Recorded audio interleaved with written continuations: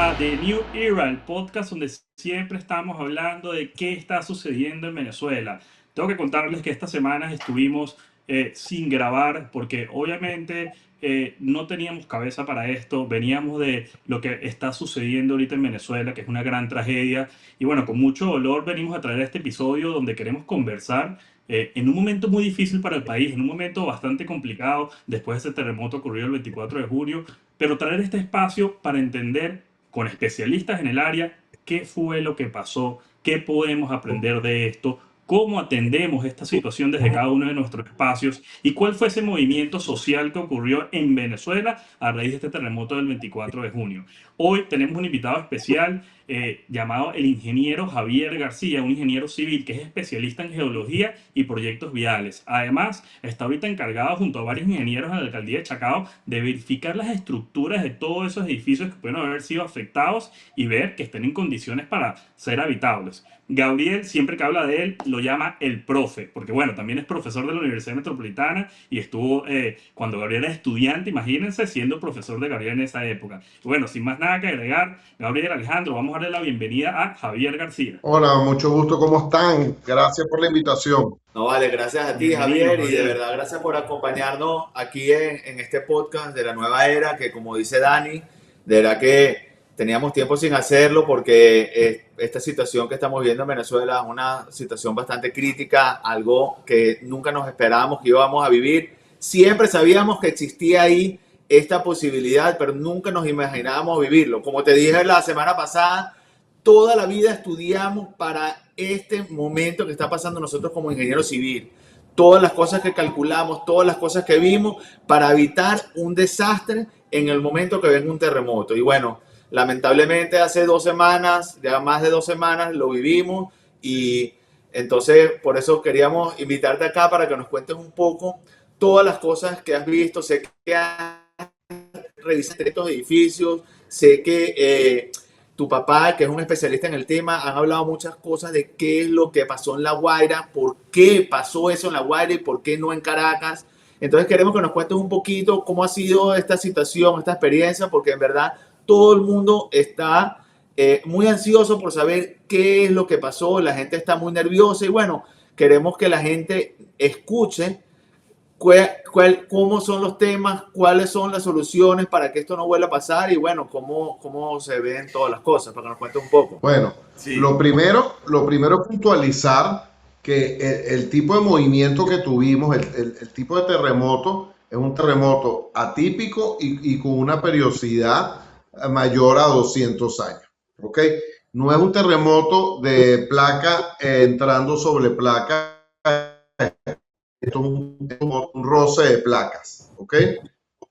Esto implica movimientos muy fuertes.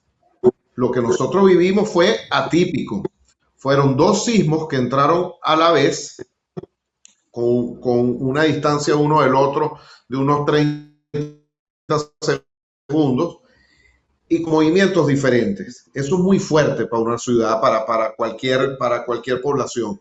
De hecho, si tú ves los videos de cámaras de seguridad, sobre todo en La Guaira, cuando entra el segundo terremoto, nadie que está en la calle se mantiene en pie, todo el mundo se cae, porque entra en dirección diferente a como viene moviéndose.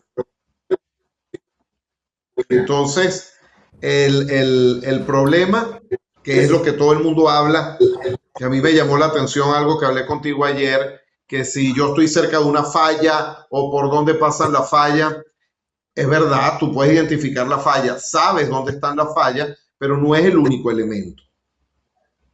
Hay elementos diferentes. Hay elementos como el tipo de suelo. Y Caracas y La Guaira tienen diferentes tipos de suelo. Un suelo muy parecido al de La Sí. Guaira puede ser San Bernardino y parte de los Palos Grandes y la Castellana. ¿Ok? La falla de San Sebastián, de la que todo el mundo habla, pasa en el norte de la costa de Venezuela, atraviesa Caracas por Blandín.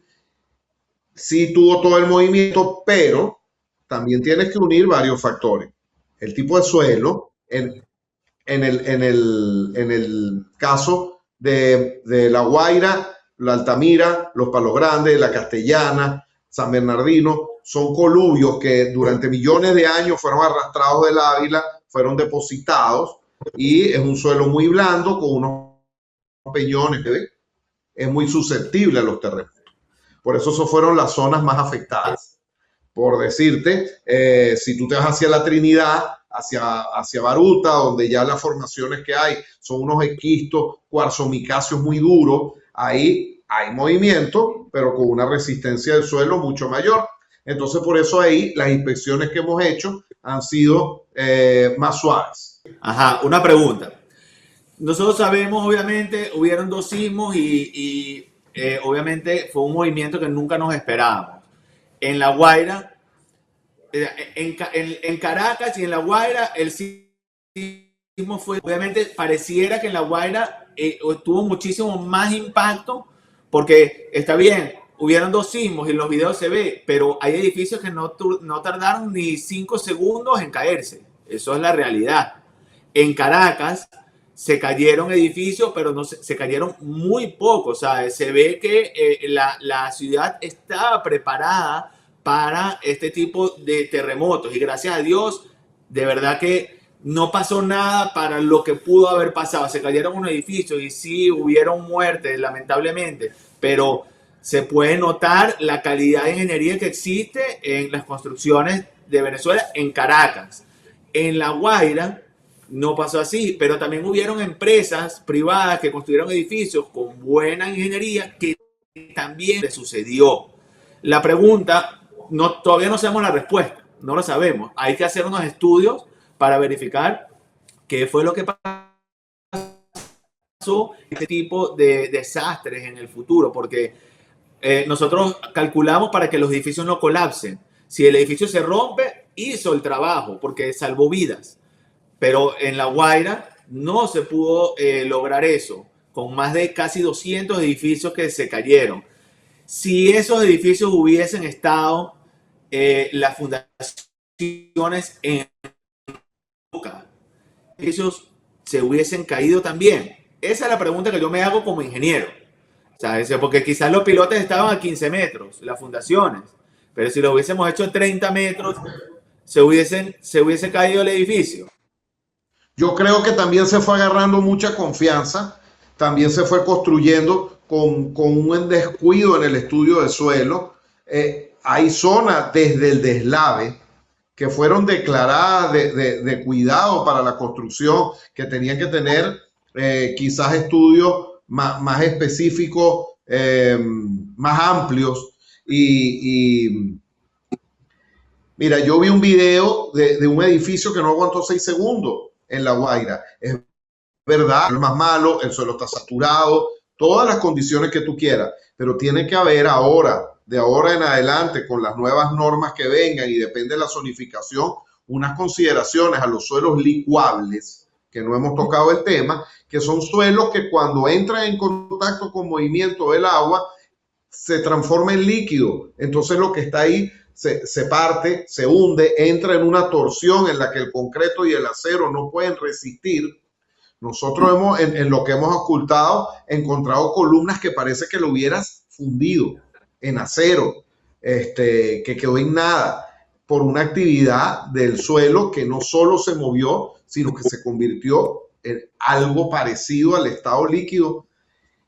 Hay forma de construir en esos suelos y evitar ese fenómeno llamado licuefacción. Hay formas con columnas de grava, elementos más avanzados. Yo tuve la oportunidad de bajar a La Guaira, ya he bajado varias veces desde lo ocurrido la tragedia del doble terremoto. Estaba bajando a La Guaira y pude ver cuando ya entras a Caraballeda como la primera línea de toda la recta de Caraballeda previo a cuando llegas a Los Corales, que es donde está, digamos, toda la parte del mar donde está el bowling y donde están los go-karts y donde está toda esa gran costa ahí en Caraballeda. Yo veo que en la primera línea, y además se ven en los videos y se ve cuando uno visita, se cayeron todos los edificios, prácticamente todos los edificios de esa línea. Y lo que me llama la atención es que la línea de atrás y las que siguen hacia atrás más pegadas a la montaña, sobre todo las que están justo más atrás, hay muchos edificios que todavía quedaron parados. Claro, muchos igual cayeron, pero muchos quedaron parados. ¿Cómo tú puedes entender ese fenómeno que a 10 o 12 o 15 metros entre un terreno y otro, todos cayeron en la primera línea y atrás quedan muchos edificios todavía parados? ¿Por qué? ¿Por qué Lo que pasó pasa es eso? que en la creación de esos territorios, en la deposición de materiales coluviales a lo largo de millones de años, cuando se fue depositando el material, estilo lo que pasó en el deslave del Vargas en 99, pero te estoy hablando muchos años atrás, a medida que llegas a la costa, los espesores de suelo son mayores. A medida que te acercas al Ávila, estás más estable. Incluso esas deposiciones coluviales pueden estar acorraladas en la formación en la que van bajando. Abajo es un abanico que sale hasta donde el mar la aguantó, ella se saturó y se formó. Desde el 99 y los terremotos anteriores, ya se pensaba que ahí había que tener un régimen especial de construcción, un régimen especial de fundación. Y régimen especial de construcción significa las alturas, la forma sísmica. Y eso sí se descuidó un poco. En esa primera línea que tú hablas, se construyó mucho, pero fíjate que yendo hacia Caraballeda, en esa primera línea, a mano izquierda hay unos hotelitos nuevos que eran de un solo nivel, como una chocita. Esas, la mayoría pueden tener daño, pero están en pie.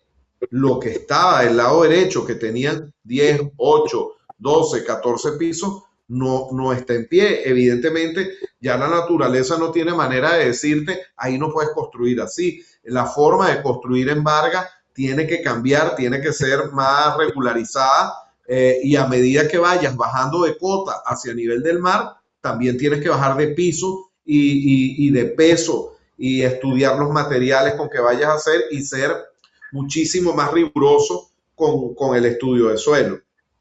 Porque fíjate Sí. que en Caracas, en esos suelos malos, tienes una ventaja, no estás al lado del mar, no estás saturado. Acuérdate que también hay algo que yo he visto en Caracas y en La Guaira, en esta cantidad de inspecciones. Yo al día de hoy hemos inspeccionado poco más de 300 o 320 puntos y tenemos siempre en la lista por inspeccionar 300. No logramos bajarla. Siempre la gente se va notando porque la gente está asustada. Pero de todo lo que hemos inspeccionado, el mantenimiento de los edificios no es el adecuado. El mantenimiento de los edificios en los sótanos tiene que mejorar, tiene que regularizarse. Yo creo que en la nueva norma hay que regularizar la mampostería, que en Caracas falló por completo en todos los edificios que se movieron. Yo visité edificios en Pedregal que no tienen paredes en pie. Entonces, la mampostería tampoco puede estar a la mano de un maestro de obra que no tenga una dirección. Tiene que estar regularizada por la norma también. Paredes, me refiero a paredes de 6 metros de ancho, 5 metros de altura, y no hay un machón o una columna o una viga que soporte eso. Después del sismo, esas paredes que te estoy diciendo, yo le daba con la mano y las paredes están totalmente libres. Las que no se cayeron, hay que tumbarlas o de verdad no sé cómo fijarlas. En el caso de La Guaira, te repito lo que dije antes, yo creo que a esa primera franja se le perdió el respeto muy rápido. Y esto es una enseñanza para lo que es una reconstrucción, pero una reconstrucción con responsabilidad, una reconstrucción que nos queda a nosotros, un terreno que hay que abonar, que hay que retomar, porque la gente que está allá abajo necesita tener una actividad económica, no van a vivir de aquí a diciembre a punta de donaciones. Hay que empezar con un programa serio en el que tú puedas recolectar escombros, limpiar y reconstruir. En este tipo de situaciones, los procesos están bastante claros y bueno, todavía estamos en una fase que casi que estamos en la fase cero, que todavía estamos buscando a gente que está ahí atrapada, que ya sabemos que no están con vidas, pero familiares que están desesperados para encontrar a sus familias que saben que están ahí. Y bueno, una vez que pase eso, me imagino que ya el gobierno va a establecer ellos cómo van a salir de esta situación allá, pero por supuesto que el estado La Guaira es un lugar de vacaciones o de playa para todos los venezolanos, principalmente los de Caracas, y hay que reconstruirlo y hay que hacerlo, como dices tú, con un orden bien planeado para que sea un lugar que la gente vaya a poder disfrutar y que genere negocios para la gente que está ahí, para que puedan vivir y puedan atender a toda esa población que quiere disfrutar de esas playas. Dani, tú ahorita estuviste muchísimo ahí metido en La Guaira, ayudando mucho, ayudando a los rescatistas, estuviste con los rescatistas, con los israelíes, con los americanos. Cuéntanos un poquito cómo fue tu experiencia ahí, porfa, porque en verdad es bastante interesante todo lo que nos has contado. Mira, la verdad que sí, o sea, lo que está sucediendo en La Guaira, algo nunca antes visto, y yo diría, me atrevería a decir que en ninguna parte del mundo. Cuando hablaba con varias de las delegaciones, por ejemplo, delegaciones israelíes, las delegaciones americanas que están aquí en Venezuela ahorita ayudando, me comentaban que, bueno, ellos han estado en los terremotos de Haití, han estado en los terremotos de Turquía, han estado en una cantidad de terremotos y que nunca habían visto algo como lo que sucedió en Venezuela. Y bueno, yo creo que hay muchísima información, hay muchísimos videos, hay muchísima gente hablando de lo que fue este terremoto, pero cuando vas a La Guaira, como decía Alejandro, lo que tú ves es muy difícil de explicar, o sea, porque es una falla tan masiva. O sea, ves una zona completamente destruida donde no quedó ni un edificio en pie, pero a escasos metros puedes ver edificios de pie a unos 200, 300 metros. Entonces, es inexplicable cuál es la situación, el fenómeno que pudo haber pasado para que tantos edificios hayan caído. Obviamente, ahí acompañamos en mucho dolor a todos los, por así decirlo, afectados por este terremoto. Hay gente que está todavía tratando de procesar qué fue lo que pasó. Hay muchos familiares atrapados todavía que, bueno, se merecen encontrar los cuerpos y poder darle ese final digno y con mucho respeto a esos cuerpos de aquellos familiares. Y creo que ahí es donde estamos todavía, ¿no? Tú ves que hay mucho aporte de la sociedad, o sea, todos los vecinos de un edificio sobrevivieron los que pudieron y no es que se fueron a buscar una casa, sino que se quedaron ahí tratando de sacar a familiares, tratando de sacar a vecinos, yéndose para el edificio de al lado para poder mover escombros con lo que tenían en los primeros días de herramientas. Vimos que en unos primeros días la sociedad civil respondió muy bien, o sea, toda la sociedad civil se dedicó al problema, vimos mucha gente bajando de Caracas a querer ayudar. Y la verdad que, bueno, par de 48 horas, 24 horas después, vimos que empezaron a llegar delegaciones internacionales, más de 40, 50 delegaciones, a un edificio que volteabas y ibas a ver personas internacionales tratando de ayudar también, que venían con equipos, con perros, con drones, o lo veías con equipos de calor para buscar, tratar de encontrar vida. Se hizo un fenómeno social bastante interesante. Sí, de verdad que sí, porque el fenómeno social es muy interesante, porque tú veías delegaciones internacionales hablando como podían con las fuerzas aquí, las Fuerzas Armadas o Protección Civil o los bomberos de Venezuela, pero también trabajando de la mano con los mismos civiles y familiares que estaban ahí, más la sociedad civil que bajó a ayudar. Entonces, bueno, veías que había una mezcla de todos tratando de ayudar y ahí es donde yo creo que se generó una de las complicaciones más grandes, que es cómo tú organizabas a todas estas personas al mismo tiempo, ¿no? O sea, creo que naturalmente se fue creando que en cada edificio veías una organización distinta y un approach distinto a cómo sacar a la gente viva, de qué manera mover los escombros. ¿Cuánto tiempo tú estuviste allá en La Guaira bajando, Dani?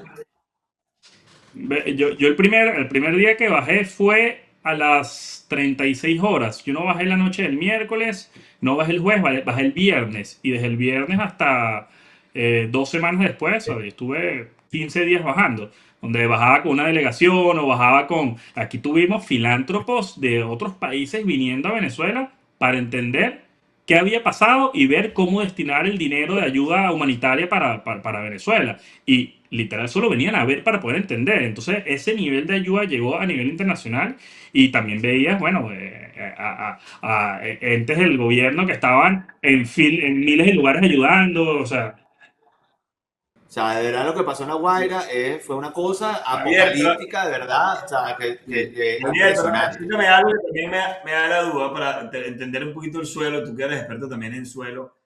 ¿Cómo de la catástrofe de Caraballeda, porque uno va manejando de Caracas a La Guaira y hasta llegar al estadio de García Carneiro, donde está la Noria, hasta ese punto La Guaira prácticamente está bien, está parada, no se cayeron edificaciones, no ves gente en la calle, o sea, una Guaira muy completa. Una vez que pasa ese pueblo, que ya empieza a llegar a Caraballeda, empieza la destrucción, empieza todo el desastre. Ahora, mucho antes, ya entrando por Catialamar y Marina Grande, por esa zona que es muy rocosa y muy montañosa, ¿por qué ahí hubo tanta tragedia? Si ahí no estás como en el caso de Caraballeda, que estás arrastrado al nivel del mar y donde se ve que hay un relleno que hubo durante cientos o miles de años que arrasaron la montaña y rellenaron el terreno. En el caso de Marina Grande, que es toda esa montaña detrás de Maiquetía, que es montañoso y el mar está, digamos, la cota debe estar a más de cientos de metros. ¿Por qué hubo tanto desastre en esa zona? ¿Cuál fue como la explicación del por qué? Fíjate, yo estuve con la delegación que vino de Stanford con Eduardo Miranda y las primeras preguntas que yo le tenía era eso. Y ellos me sacaron un término que yo no manejaba hasta ahora. Estos son gente, sismólogos, que se dedican a perseguir terremotos en el mundo. Sí. Y él me dice que ellos vinieron a estudiar acá el efecto sitio. Y el efecto sitio no es lo mismo en una zona que a 300 metros en otra por donde la onda se haya propagado. Incluso no es lo mismo en el edificio Petunia, en los Palos Grandes, que en el edificio Morocho, el Petunia, que está al lado, que está en pie. Ese efecto sitio es lo que ellos tienen ya 10 años estudiando específicamente. Pero en el caso de La Guaira, la onda viajó y en donde pudo encontrar disipar energía, en el caso de Playa Grande, en la parte de arriba, que sí es verdad, está bastante alta en comparación con el nivel del mar, o en el caso de Caraballeda. Quizás antes del estadio García Carneiro baja mucho el Ávila, la onda tuvo que bajar para no atravesar alguna roca que estaba ahí y reventó en Caraballeda. Pero fíjate este término, este número que él me trajo y me llamó muchísimo la atención. Nosotros en ingeniería, cuando vamos a calcular cualquier cosa sísmica en estructura o en estabilidad de taludes, usamos en la gravedad 0,3 G. Con ese 0,3 G es con lo que nosotros calculamos un movimiento. No importa lo que signifique. Escucha esto. El terremoto que tuvimos aplicó 0,85 G. O sea, 3 veces lo que nosotros ya calculamos con factores de seguridad para que una estructura pueda aguantar. Él, esa noche que estuvimos hablando y yo le hice las mismas preguntas que tú me estás haciendo, él me dijo, tú agarras este tipo de sismo doble, porque se llaman un doblete, este tipo de sismo doble, con un tirón entre ellos dos, y lo zumbas en cualquier ciudad del mundo, y es un desastre. Es un desastre, un sismo sumamente duro. Entonces, claro, yo sí le dije, ¿cómo se prepara? ¿Cómo nos preparamos para el próximo? Dentro de 200, 100 años, cuando venga. Entonces, en estas zonas de La Guaira, los estudios de suelo deben haber determinado una profundidad de pilotaje. Algunos no se habrán hecho la profundidad que era. Ahora, en este país sí se van a empezar a hacer columnas de grava para que contrarresten los esfuerzos de licuefacción en terremotos y en estas zonas vulnerables como Caraballeda, como Playa Grande, como San Bernardino, incluso los Palos Grandes, se va a tener ahora un cálculo adicional para el sismo. Pero sí les llamaba a ellos la atención eso que pasa en el efecto sitio. Y me llamaba más a mí la atención cuando yo les hablaba cuáles edificios se cayeron y los llevaba a que lo vieran. Lo miraban, lo analizaban, pero ellos querían ver lo que estaba en pie. Ellos van alimentando una macro base de datos que después va a ser trabajada con inteligencia artificial, con las características de lo que quedó en pie para aprender qué es lo que debemos hacer cuando pase este fenómeno tan atípico, tan brusco, porque lo que se ve en La Guaira es dantesco, pero lo que se ve en La Guaira le quita un poquito de importancia. Yo vi zonas en Caracas, mira, que están muy afectadas. Y en las visitas que continuamos haciendo en Caracas, que es una campaña humanitaria ad honorem a todo el mundo que solicita la visita, estamos yendo ya con psicólogos, porque la gente quedó de la misma manera de La Guaira, la gente quedó muy afectada. Hay gente que no ha entrado a su casa desde el terremoto, han pasado 15 días y no ha entrado a su casa, están durmiendo en un carro, en una plaza, en un Javier, colegio, en Chacao. Javier, sobre ese tema, entendiendo que, bueno, que es difícil y toma tiempo evaluar todas las estructuras, todos los edificios, todas las propiedades de que son aptas para ser habitables. Hoy, después de 3 semanas del terremoto, ¿cuál es una señal de que tu casa está bien? O por lo contrario, ¿cuál es una señal para el ciudadano de decir, mira, yo no, en verdad no puedo entrar a mi casa, yo tengo que llamar a un especialista porque me da miedo y te puede pasar algo aquí? Fíjate, hay niveles, ¿no? Hay niveles. En este caso, esto de amarillo, verde y rojo, este semáforo, es algo de campaña de ocultación luego post-sismo internacional. Esto se hace en todos lados, ¿ok? Lo que yo sí añadiría que deberíamos hacer en las próximas etapas es que cada color debe tener ABC, porque ahora sí hay que determinar. Pero tú en tu casa, lo primero que ves es si tienes grietas, ¿verdad? Las grietas las tienes que determinar si están solo en paredes. Si están solo en paredes, tu estructura. Si vives en un edificio, tienes que ver si tienes grietas en las columnas, abajo en el sótano. Es lo primero que tú tienes que ocultar. En vigas. Si vas a llamar a alguien, llama a alguien que te dé confianza a lo que va a ver. Todo el mundo que está ocultando lo está haciendo por intención. Hay gente que tiene mucha experiencia, hay muchachos que tienen menos. Los que tienen menos tienen que ser acompañados por gente con más experiencia porque puedes dar una opinión errada. En conclusión, para tu casa, si tú ves grietas que no te están afectando vigas y columnas, que solo te están afectando las paredes, no entres en pánico, llamas a alguien que te vea las grietas, solicita una visita.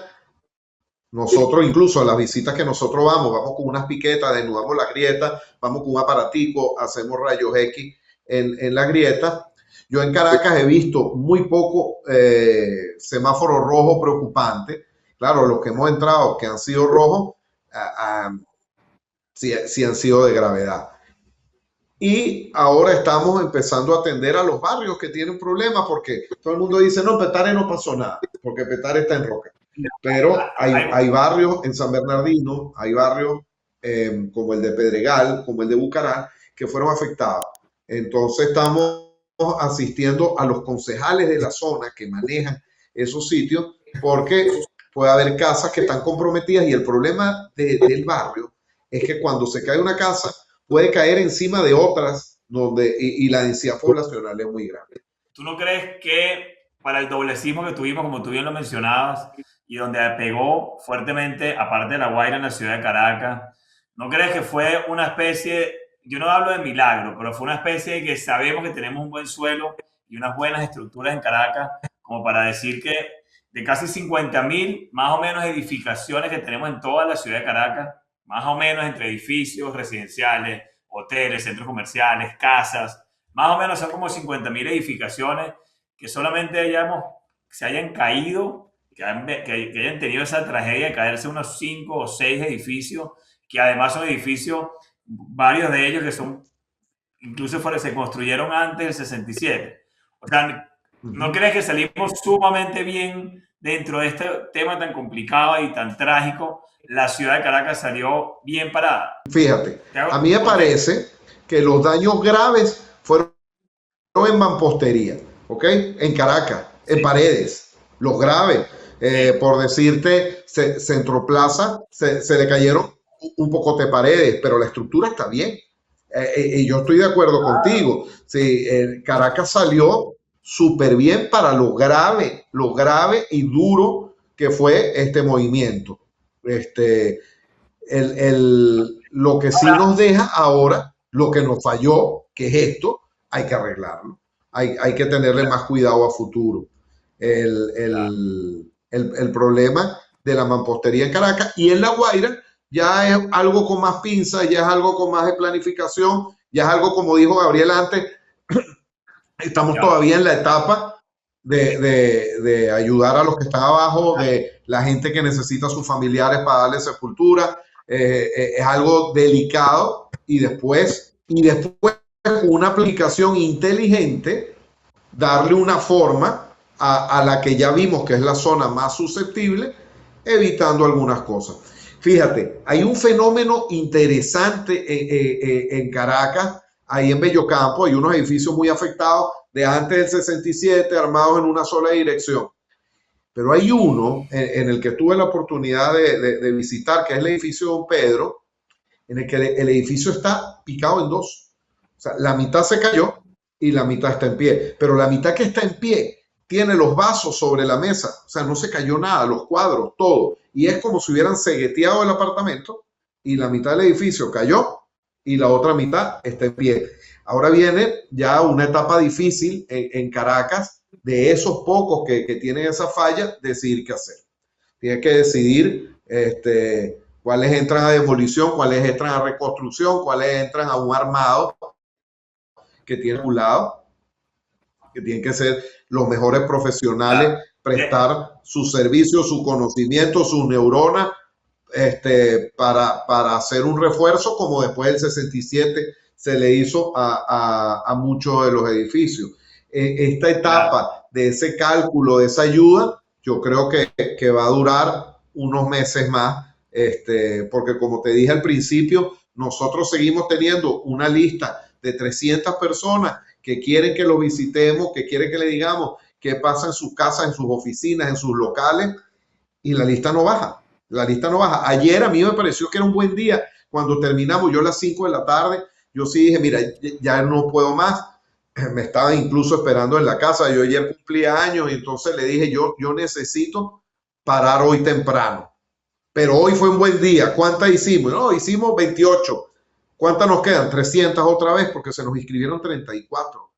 Entonces, y a todas se atiende con el mismo cariño. Javier, esos 320, ¿cuántos son edificios realmente afectados? Esos 320 como para tener, digamos, para entender, porque me imagino un 10%. Que un 10% que son afectados. Un 10% de la visita representa edificios afectados que ameritan un refuerzo en alguna de sus columnas, sus vigas. De ese 10%, la mitad fue construido antes del 67, está en una sola dirección y creemos, de todo lo que he visto, porque claro, te da una base de datos tan grande que después te tienes que tomar tiempo para analizar. Mira, la onda entró este-oeste, entonces todas las fachadas que yo y estructuras que he visto afectadas están en la cara este-oeste. En la cara norte-sur han estado en condiciones mucho más óptimas. Ese dato curioso en Caracas, en todas las que he visitado, todas están afectadas este-oeste, norte-sur está súper bien. Algo que nos enseñó en sismicidad, y la ciudad no estaba ni preparada ni sabía que los pisos del 1 al 4 sufrieron muchísimo más que todos los pisos hacia arriba, porque claro, la estructura se mueve, el sótano está fijo y ese pedazo de estructura no sabe si yo me voy a mover o no me voy a mover. Por nuestra forma de construir, hay forma ahora de darle elasticidad y ya los ingenieros estructurales nos dirán cómo hacerlo, con las indicaciones que también nosotros le demos en geotecnia. Pero ahora viene esa masa de datos, analizarla, darle forma, sacarle provecho. Pero sí tiene razón, de los 300 y picotes que hemos visto hasta ahorita, el 10% han estado afectados, un número alrededor de los 30. Y de esos 30, quizás la mitad en una afectación grave que no permite que las personas entren a su casa.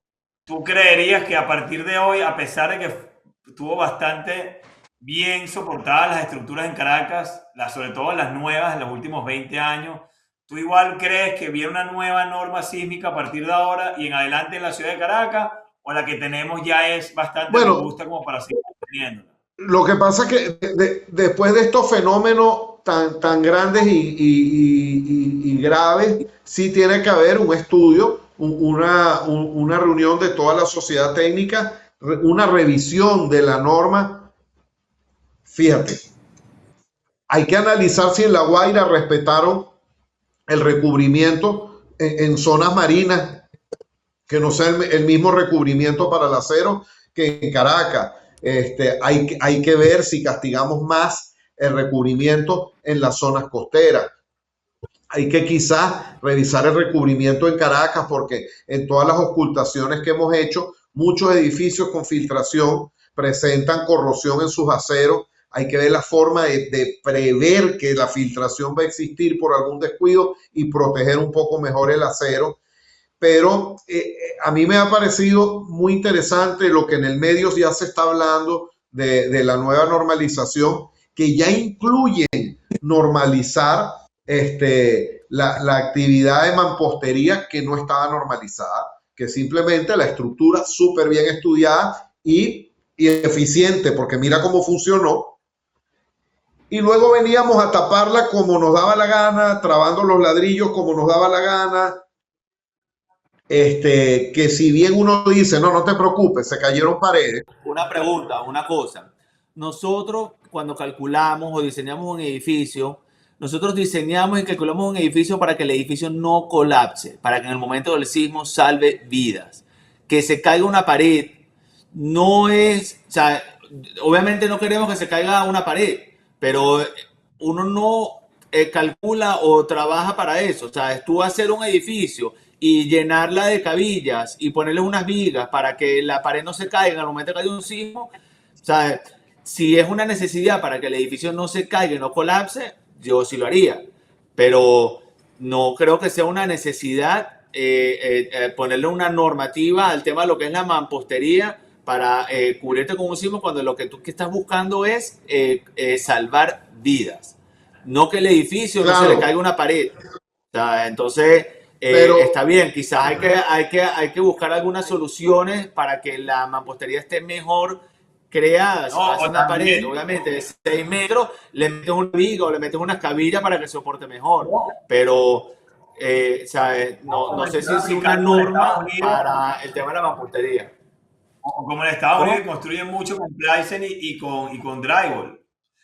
Pero ellos no tienen una norma. Claro, porque tiene materiales más livianos. Más liviano, por supuesto. Claro que sí, materiales más livianos, porque yo estoy de acuerdo con Gabriel que las estructuras funcionaron y se calcularon para eso. Ellos lo hacen por claro, es que aquí tiene que haber, no por norma. Tiene que haber un punto medio. O sea, tiene que haber un punto medio, porque mientras más fortalezcas la norma y más pidas que tiene que tener esa construcción, también vas a elevar esos costos de construcción muchísimo. Entonces, bueno, está bien, tú pones todas esas protecciones dentro de un edificio, pero en cuanto pero fíjate algo importante. Sin incrementar costos, tú quizás puedes normalizar, que ya normalizarías al estructural y al arquitecto en el que cuál es tu límite para hacer una pared en largo y ancho sin ninguna base. Porque estoy de acuerdo con Gabriel, las paredes se caen y la estructura sigue, pero una pared en el 1,20 m que se caiga completo, una pared de 6 metros por 5 metros, puede matar a todos los que está abajo. Entonces, quizás tratar de normalizar y poner de acuerdo arquitecto y estructural de cuál es la mejor manera que la estructura sea un poco más inofensiva.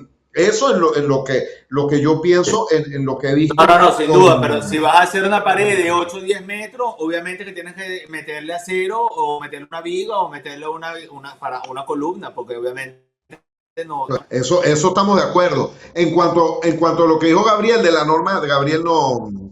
En cuanto a la norma estructural,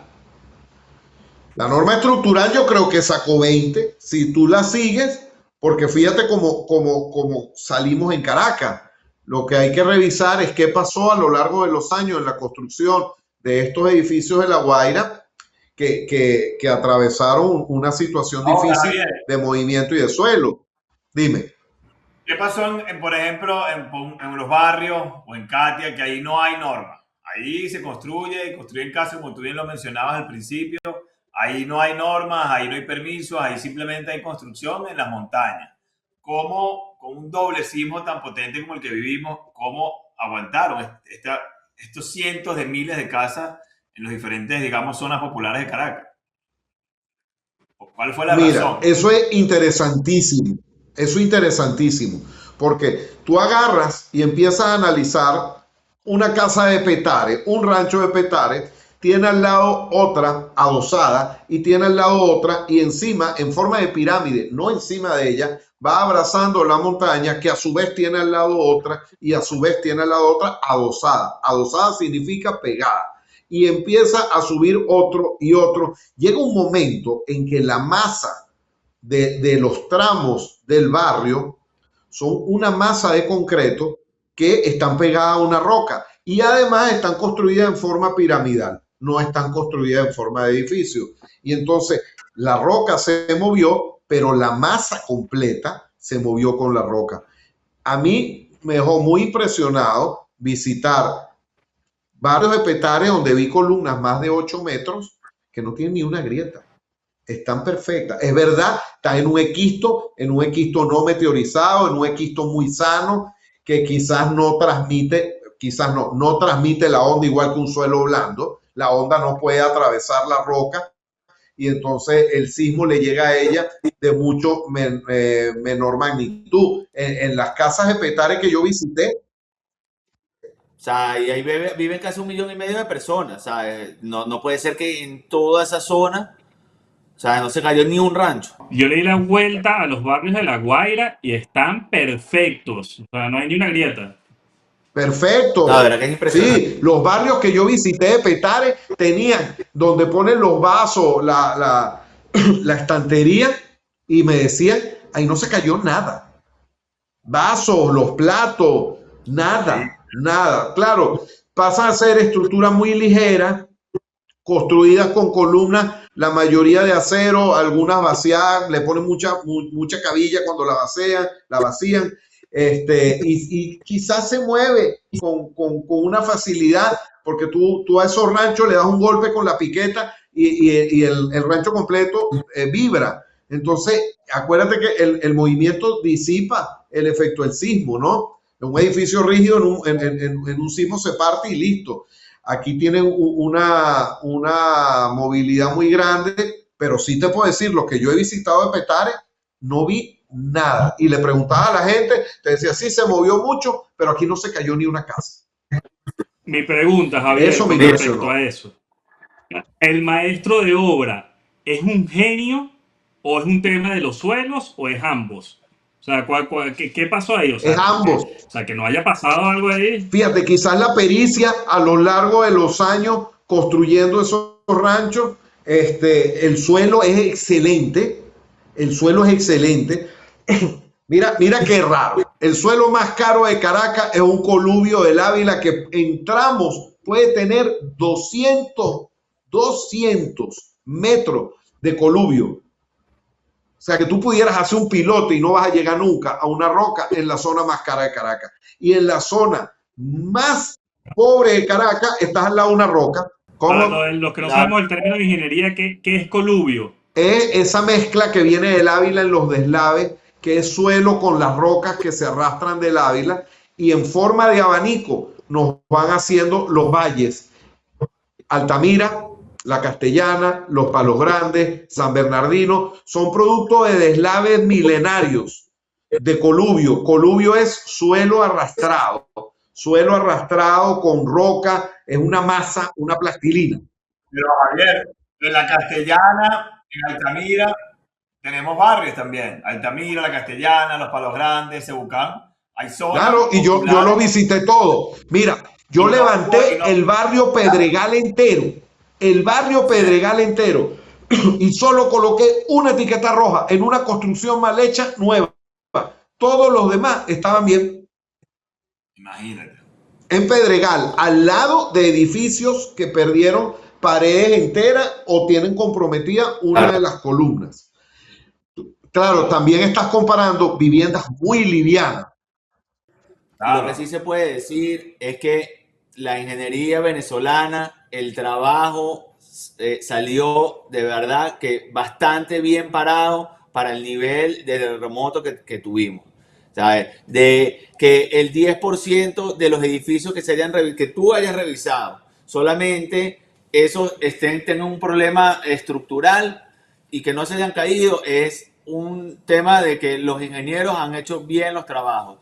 El caso de La Guaira es un caso que hay que estudiar de forma detallada porque hay que ver qué fue lo que pasó ahí con unos buenos estudios para poder reconstruirlo con la forma adecuada para que no vuelva a suceder una tragedia como esta. Y en Caracas, a la final, o sea, salimos, como dices, fue un milagro, poder resistir este Sí, doble terremoto, fue una cosa que nunca nos imaginamos que en verdad iba a ser así, pero toda la vida nos preparamos para esto. Claro.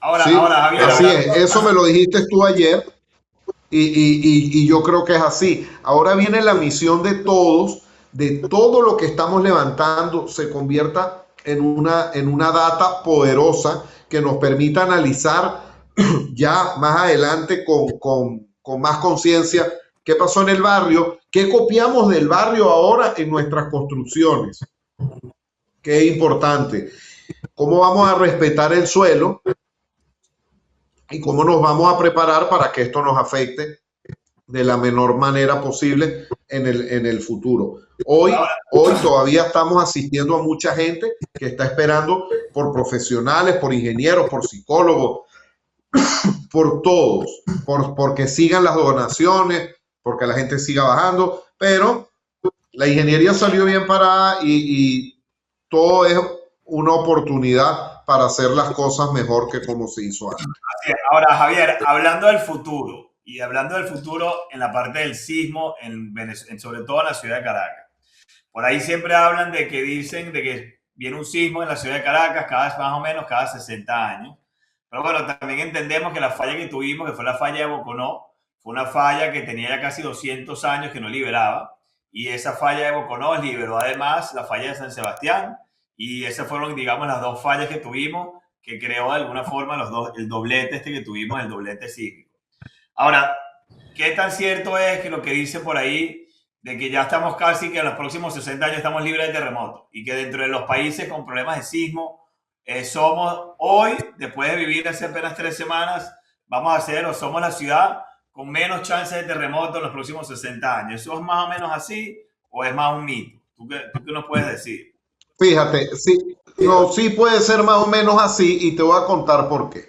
Si estuviéramos en Japón, te digo que no, porque en Japón las fallas se cargan y se disipan, se cargan y se disipan. Por eso en Japón o en aquella parte del mundo hay más cantidad de sismos. Son fallas que no acumulan. Nosotros, nuestra falla, la tipología de nuestra falla, van acumulando energía sin soltarla.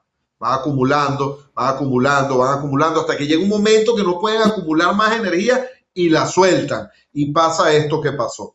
Ahora, si esto que te estoy diciendo yo es cierto, significa que no hay energía acumulada por un bojote de tiempo, porque ahorita pasó los 2 movimientos, más estamos terminando de vivir lo que es el enjambre que estos movimientos originan, que hasta hace poco teníamos 20, 15 movimientos casi imperceptibles por uno, claro. ya en el país, ¿no? Entonces, claro. Sí, yo sí opino que no es tan mito, que se liberó demasiada energía. Ahora las probabilidades, y tú te metes en la página de NASA de probabilidades de sismos en los próximos días, en los próximos meses, y hay muy poca probabilidad de movimientos mayores de 3, de 3,5, que antes de este sismo, las probabilidades que te daba la página eran las mismas para los 3,5. El día de hoy te las daba para 6, 6,5. Claro, nunca, el problema es que la probabilidad nunca nos dijo que venían 2 a la vez, ¿no? Y 2 a la vez con direcciones diferentes. Uno con el tiempo corto puede saber si uno con el tiempo corto, hay estudios que tú puedas llegar a la falla unos meses, en un año, y tú puedas saber si la falla realmente liberó. Y no es algo de suponer, sino es algo... Sí, hay estudios estadísticos. Hay estudios estadísticos que te dicen con la liberación de fallas que ya tuviste, tienes un tanto por ciento de probabilidad de que aquí tengas un sismo de tantos grados. Hoy día, después de lo que nos acaba de pasar, no tenemos probabilidad de que vuelva uno grande porque no hay energía acumulada. Evidentemente, ¿qué más energía vas a soltar de la que soltamos, ¿no? Pero Claro. hoy día, no, en un lapso largo, no tienes probabilidad alta de que pase un fenómeno como este. ¿Qué hay que cuidar ahora? Ahora lo que hay que cuidar, yo no sé si tú te has dado cuenta que tú te asomas en las mañanas al Ávila y ves que hay 5 raspones, 6 raspones. Yo en mi casa veo completo el Ávila y en las mañanas veo, conchale, hay uno nuevo. Esa cantidad de pequeños arañazos que tú ves en el Ávila es material suelto. Del lado de La Guaira se ven mucho más. No significa que está pasando nada, no es nada del otro mundo, pero con la ocurrencia de lluvia se empiezan a arrastrar sedimentos. Y cuando tú empiezas a arrastrar sedimentos, pueden ocurrir ciertos deslaves puntuales. En el lado de Caracas los controlarás, pero en el lado de La Guaira, que hoy está muy golpeado, tú no puedes permitir que venga un arrastre de sedimento. ¿Qué están haciendo? Están revisando todas las obras hidráulicas que se hicieron después del deslave, que son en español unas trampas que agarran los sedimentos que vienen arrastrados. Eso es importante después de los sismos en zonas de valle que tienen montaña cerca, controlar los posibles movimientos de deslave que puedan pasar. Fíjate que han ocurrido unas lluvias muy fuertes estos días y esos pequeños arañazos del Ávila hay que seguirlos, que saber que no hay más y mantener las obras que evitan que eso pase. Sí, bueno, Javier, muchísimas gracias de verdad por estar aquí con nosotros en este podcast de la nueva era. Es un momento muy triste, en verdad, lo que estamos viviendo y de verdad que este fue un tema muy, muy interesante que queríamos compartir con todo el mundo, con todas las personas que nos escuchan y que sepan de que en Venezuela estaba preparado para esto, Caracas principalmente, La Guaira, lamentablemente tenemos que estudiar a detalle qué es lo que pasó para que no nos vuelva a pasar. Y bueno, nada, ojalá nos recuperemos muy pronto de esto, que la gente recupere la confianza y que supere este miedo que todos tenemos, porque esto que vivimos fue duro, que seguimos viviendo y bueno, esperamos salir de esto muy pronto. Y nunca dejar solos a la gente afectada, sobre todo en el estado, en La Guaira, que fueron no solamente miles de fallecidos, tristemente, trágicamente fallecidos, así como también hay decenas de miles de damnificados, gente que perdió familiares, pero que también perdió sus hogares, y de alguna forma tenemos que todos unirnos como en efecto nos hemos estado uniendo estas 3 semanas, y por muchos meses y años por delante, y seguir apoyando y seguir uniendo energía y que cada quien. Claro, pero el otro día mencionábamos de que cada ayuda es diferente, pero todos tenemos que ayudar de alguna forma. Unos ayudan trabajando, unos ayudan yendo para La Guaira todos los días, unos ayudan mandando alimentos, unos ayudan mandando dinero. No importa la forma que ayudes, todas las ayudas son necesarias y todas las ayudas en este momento más que nunca son importantísimas para poder ayudar y poder apoyar a toda la gente realmente afectada. Así que bueno, muchísimas gracias, Javier. Gracias por tu tiempo. Así es. No, a ustedes, encantado, y cuando quieran hablar de cualquier otra cosa, me gustó mucho estar aquí. Un abrazo. Gracias, Javier. Hasta luego. Bueno, tremendo podcast. Creo que tenemos casi una hora y creo que fue bastante completo, bastante interesante haber escuchado al profe Javier, que además nos ha ayudado mucho, Javier, durante todos estos años en revisar suelos, tierras, revisar estructuras, y Gabriel lo sabe más que yo, para diferentes proyectos internos de nosotros dentro de la constructora Sanvil. Y creo que siempre es bueno escuchar a expertos, ¿no? Escuchar a expertos que no solamente son expertos, sino que además estuvieron y llevan estas 3 semanas de lleno, trabajando aquí en Caracas, en La Guaira, revisando, pues, en materia, en sitio, revisando lo que realmente pasó. Así que bueno, qué interesante, qué bueno escuchar.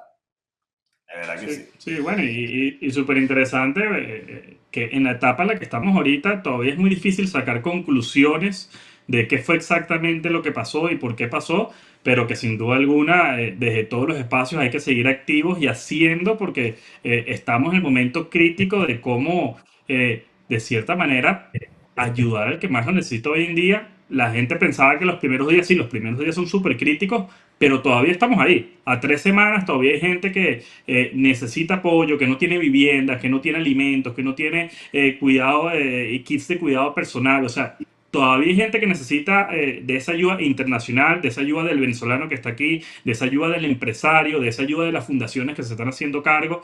Y yo creo que el llamado que yo me gustaría hacer es que no le quitemos el ojo a Venezuela. Hace unos capítulos pasados hablábamos de no le quitemos el ojo como oportunidad de inversión. Yo creo que ahorita el momento es no le quitemos el ojo de cómo ayudar a los venezolanos que lo están necesitando ahorita y que siempre han sido muy agradecidos. Somos seres humanos con un carácter, un carisma muy, muy agradecido, y que estoy seguro que cuando salgamos de esta, porque Venezuela va a salir de esto, y esperemos que muy pronto, Venezuela va a seguir creciendo con ese ritmo que veníamos y con ese ritmo que estamos esperando en los próximos años. Así que bueno, bueno, muy triste, la verdad. Hay unos héroes, yo digo que son unos héroes, son todos esos ayuda internacional, todos esos rescatistas de más de 30 países que vinieron, pero vinieron con todo el ánimo y vinieron con toda la energía y con un grupo muy grande de cada uno de los más de 30 países que nos visitaron a entrar en esas edificaciones, habiendo muchas réplicas en el camino, o sea, asumiendo riesgos personales y entrando en las edificaciones a salvar vidas.